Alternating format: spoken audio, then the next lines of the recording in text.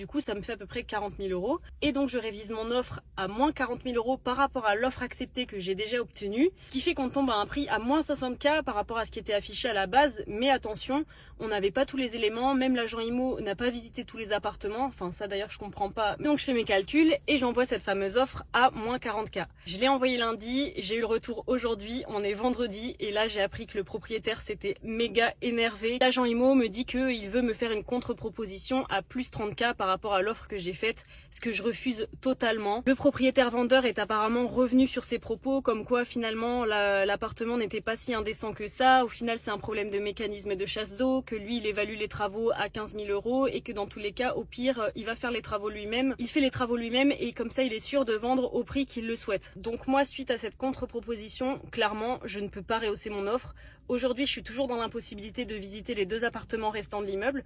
Donc clairement, je vais rester ferme sur mon offre. Ça sera à moins 40K tant que je peux pas visiter. J'ai exigé à ce que je puisse visiter les appartements en présence de mes artisans partenaires pour évaluer exactement le montant des travaux à prévoir et comme ça pouvoir potentiellement rehausser mon offre même si c'est pas forcément le projet. En tout cas, l'idée là, c'est vraiment de rester ferme par rapport à ce que j'ai dit à l'agence parce qu'au final, en fait, aujourd'hui, j'ai pas plus d'éléments donc je vois pas pourquoi je rehausserais mon offre par rapport à ce que me dit le vendeur, sachant que le discours change d'une semaine à l'autre. La semaine dernière, le logement était dans un état indécent avec pas de WC, le locataire avait défoncé l'appartement apparemment et cette semaine, finalement, il faut changer une chasse d'eau et les travaux sont évalués à 15 000 euros.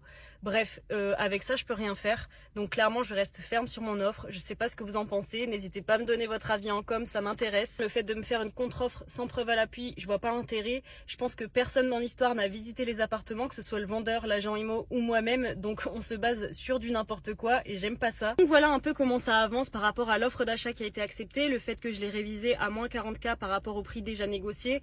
En tout, on est sur une négo à 60K. C'est vrai que c'est important pour un projet à moins de 300 000 euros. Mais je me suis basée sur les faits et je peux pas me permettre de prendre trop de risques. Déjà, je pense qu'il n'y a pas forcément un autre investisseur qui aurait pris autant de risques que moi sur l'opération.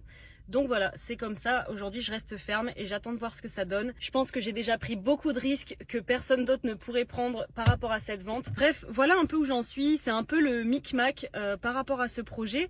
Je sens qu'il y a quand même quelque chose à faire, mais c'est sûr que ça pourra pas se faire à ce prix-là. Aujourd'hui, l'immeuble est exploité de la mauvaise façon. Je pense que le propriétaire ne sait pas choisir ses locataires en place. C'est pas rassurant. Je préfère que tout soit vide pour faire les travaux ensuite. Mais néanmoins, pour évaluer le montant des travaux, il faut absolument que je visite ces 2 appartements restants et aujourd'hui, on est bloqué.